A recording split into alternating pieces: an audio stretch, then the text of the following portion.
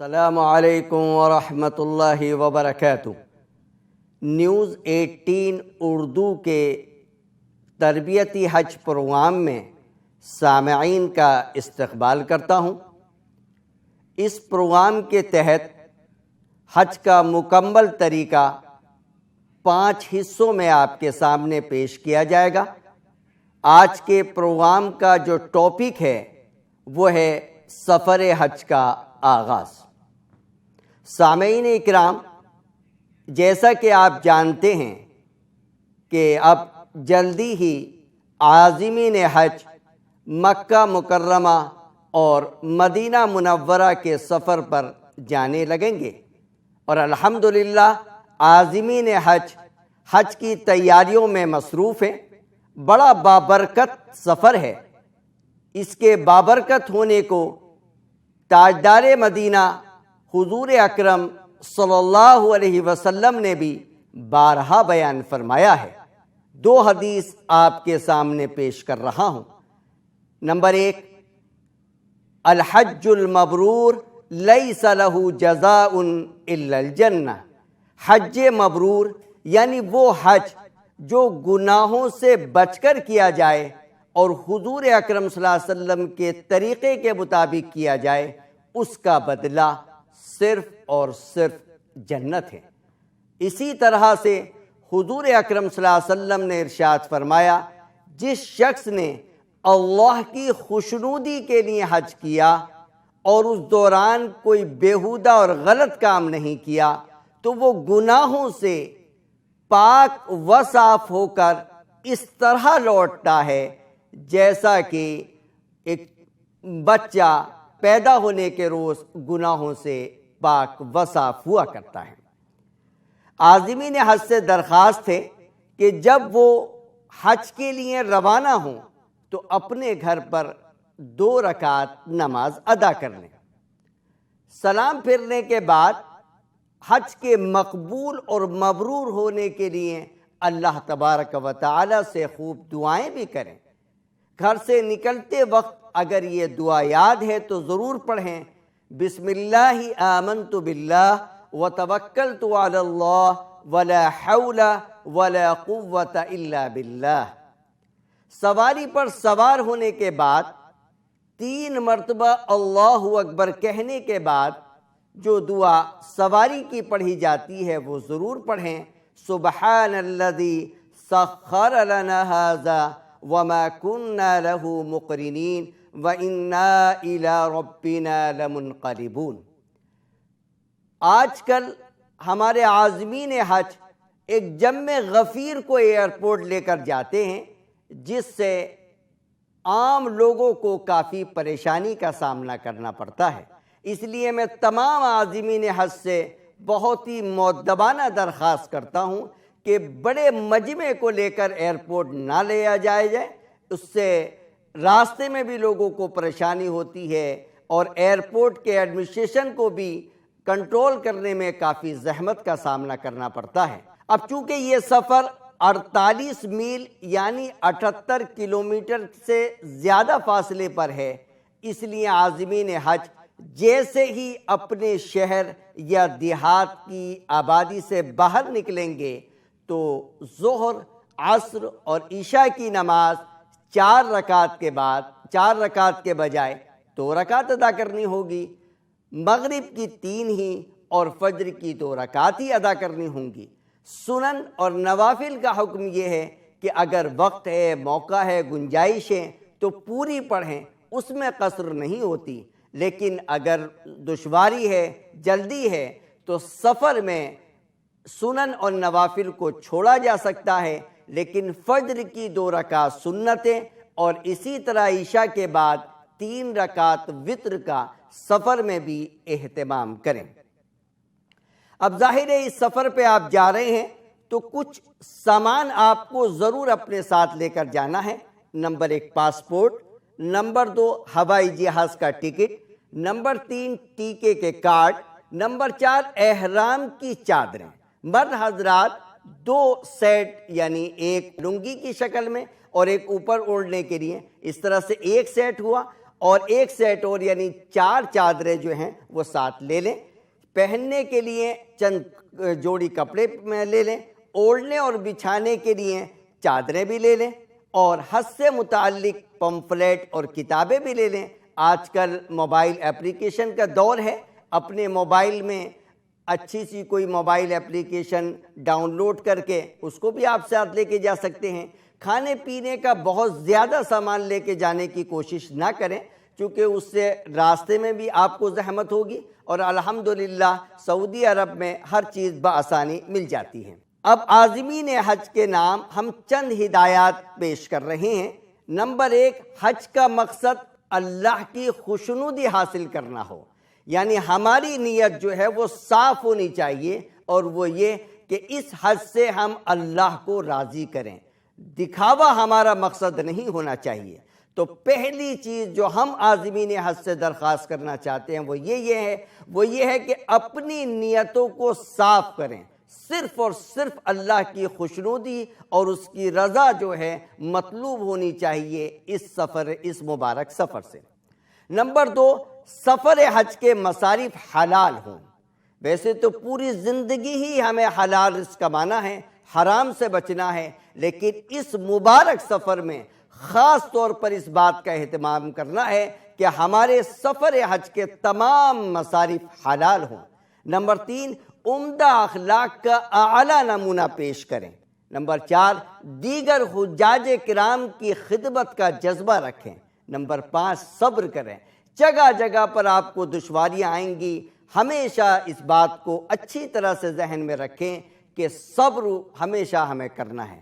اور آخری چیز جو ہمیں عازمین حج سے کرنی ہے وہ یہ ہے کہ اس مبارک سفر میں بھی نماز کا اہتمام کرنا ہے۔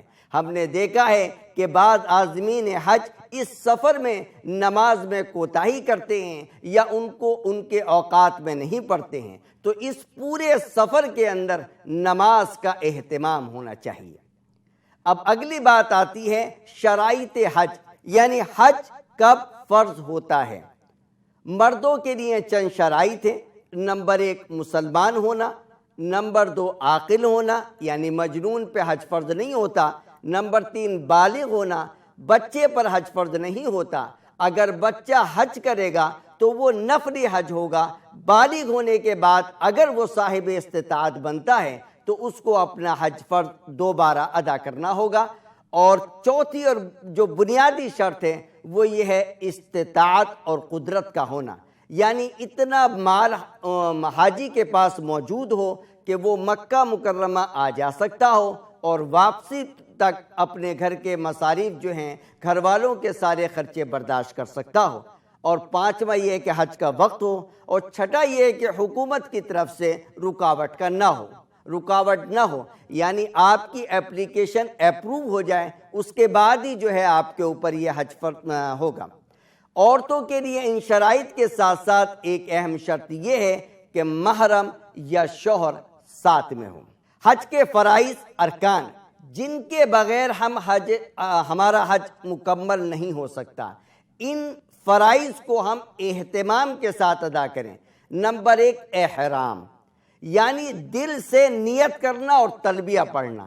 احرام لباس کا نام نہیں ہے، احرام کے لیے لباس شرط تو ہے، لیکن اصل جو احرام ہوتا ہے وہ ہوتا ہے نیت کر کے تلبیہ پڑھنا۔ جب تک آپ نیت کر کے تلبیہ نہیں پڑھیں گے احرام آپ کا شروع نہیں ہوگا۔ احرام کب شروع ہوتا ہے؟ جب آپ نیت کر کے تلبیہ پڑھیں گے۔ تو پہلا فرض، پہلا رکن جو ہے حج کا وہ ہے احرام۔ نمبر 2، وقوف عرفہ، عرفات کا وقوف 9 ذی الحجہ کو زوال آفتاب سے غروب آفتاب تک عرفات میں کسی وقت تھوڑی دیر کے لیے ٹھہرنا۔ اگر کوئی شخص 9 ذی الحجہ کو غروب آفتاب تک نہیں پہنچ سکا لیکن رات میں بھی اگر پہنچ جائے گا تو اس کا حج تو ادا ہو جائے گا، یعنی فریضہ مکمل ہو جائے گا، لیکن غروب آفتاب کے بعد پہنچنے کی وجہ سے اسے ایک دم دینا ہوگا۔ اور تیسرا جو حج کا اہم رکن ہے وہ ہے طواف زیارت، جس کو حج کا طواف بھی بولتے ہیں، طواف افاضہ بھی بولتے ہیں۔ جو 10 ذی الحجہ کی صبح سے لے کر 12 ذی الحجہ کے غروب آفتاب تک دن رات میں جب چاہیں جس وقت ادا کر سکتے ہیں۔ خلاصہ کلام یہ ہے کہ حج کے 3 فرائض، 3 ارکان ہیں۔ نمبر 1 احرام، نمبر 2 وقوف عرفہ، اور نمبر 3 طواف زیارت، حج کا طواف کرنا۔ اب بات آتی ہے حج کے واجبات کی، جو فرض کے مقابلے میں اس کا درجہ تھوڑا سا کم ہے۔ کرنا تو ہے ہمیں، حج کے فرض کے چھوٹنے پر ہمارا حج بھی نہیں ہوگا۔ حج کا واجب اگر چھوٹ جائے تو حج تو ادا ہو جائے گا، لیکن جزا لازم ہوگی، جو عمومی طور پر دم کی شکل میں ہوتی ہے۔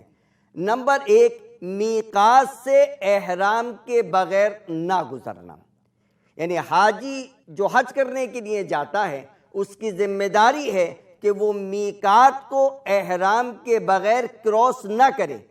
احرام میقات پر یا اس سے پہلے باندھنا ضروری ہے۔ نمبر 2 عرفات کے دن غروب آفتاب تک، سورج کے ڈوبنے تک، سن سیٹ تک میدان عرفات میں رہنا، جو فرض کے مقابلے میں اس کا درجہ تھوڑا سا کم ہے۔ کرنا تو ہے ہمیں، حج کے فرض کے چھوٹنے پر ہمارا حج بھی نہیں ہوگا۔ حج کا واجب اگر چھوٹ جائے تو حج تو ادا ہو جائے گا، لیکن جزا لازم ہوگی، جو عمومی طور پر دم کی شکل میں ہوتی ہے۔ نمبر 1 میقات سے احرام کے بغیر نہ گزرنا، یعنی حاجی جو حج کرنے کے لیے جاتا ہے اس کی ذمہ داری ہے کہ وہ میقات کو احرام کے بغیر کراس نہ کرے۔ احرام میقات پر یا اس سے پہلے باندھنا ضروری ہے۔ نمبر 2 عرفات کے دن غروب آفتاب تک، سورج کے ڈوبنے تک، سن سیٹ تک میدان عرفات میں رہنا۔ نمبر 3 عرفات سے واپسی پر مزدلفہ میں رات گزارنے کے بعد صبح فجر کی نماز ادا کر کے تھوڑی دیر کے لیے وقوف کرنا، یعنی قبلے کی طرف رک کر کے دعا کرنا، یہ بھی واجب ہے۔ بعض حجاج کرام اس عمل کو ترک کر دیتے ہیں، اس لیے اس بات کا اہتمام کیا جائے کہ وقوف مزدلفہ یعنی 10ویں تاریخ کی صبح کو فجر کی نماز مزدلفہ میں ادا کرنے کے بعد کچھ دیر کے لیے کھڑے ہو کر دعا کریں۔ چوتھا واجب ہے جمرات کو کنکریاں مارنا۔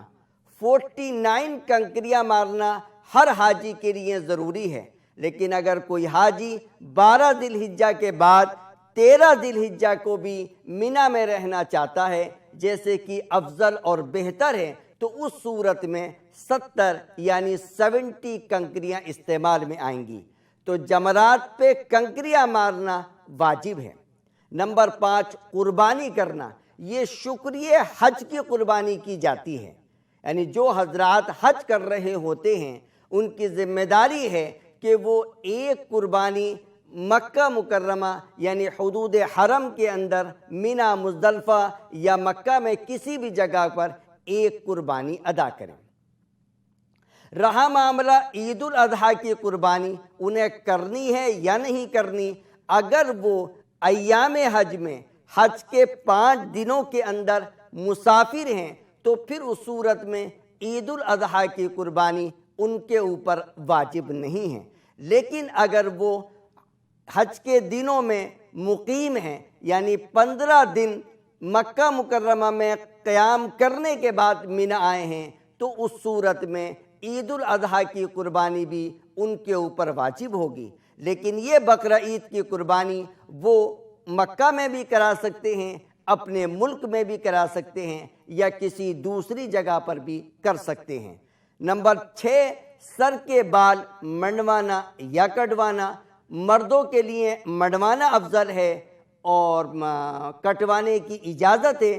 خواتین کے لیے ایک ہی آپشن ہے کہ وہ چوٹی کے آخر سے ایک پورے یعنی تقریباً 1 انچ کے بال خود کاٹ لیں، یا محرم یا جو بھی ان کے ساتھ شوہر یا کوئی خاتون موجود ہے وہ کاٹ لیں۔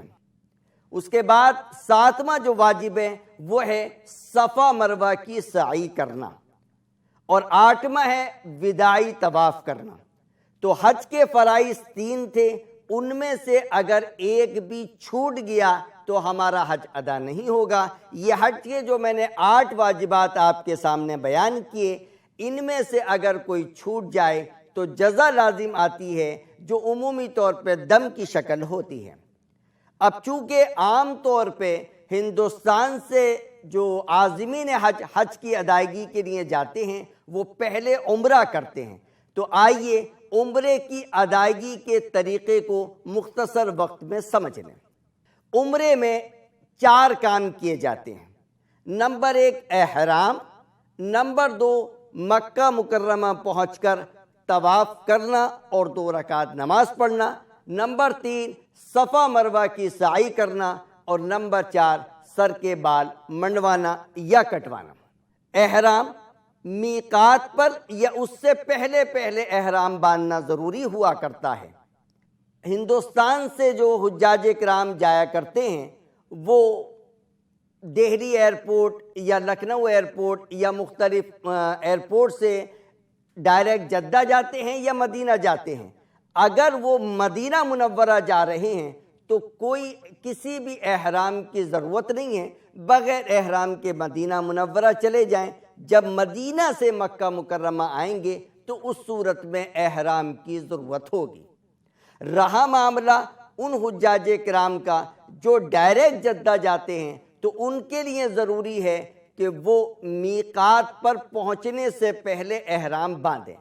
اب پہلے جو کتابوں میں درج ہے وہ یلملم میقات ہے، چونکہ پانی کے جہاز سے ہندوستان کے حاجی جایا کرتے تھے تو ان کی میقات یلملم پڑا کرتی تھی، لیکن اب 100% عازمین حج بائی پلین جاتے ہیں، اور ہندوستان سے جو پلین کا راستہ ہے وہ وایا ریاض ہے، یعنی ریاض کے اوپر سے گزر کے ان کو جانا ہوتا ہے۔ اس وجہ سے ان کی میقات اب کرن المنازل ہے، جس کو السیل الکبیر بھی کہا جاتا ہے، جو طائف شہر کے قریب ہے۔ تو اب جس وقت طائف شہر کے قریب جو ہے عازمین حج پلین کے ذریعے سے گزر رہا ہوگا تو یہ پتہ نہیں چل پائے گا کہ میقات آئی نہیں آئی، کب آئی، یا اگر اعلان کیا بھی گیا تو ہو سکتا ہے کہ عازمین حج اس وقت سو رہا ہو۔ تو اس لیے کہا جاتا ہے کہ حاجی جو ہے اپنے ایئرپورٹ سے ہی احرام باندھ لے، نیت نہ کرے، تلبیہ نہ پڑھے۔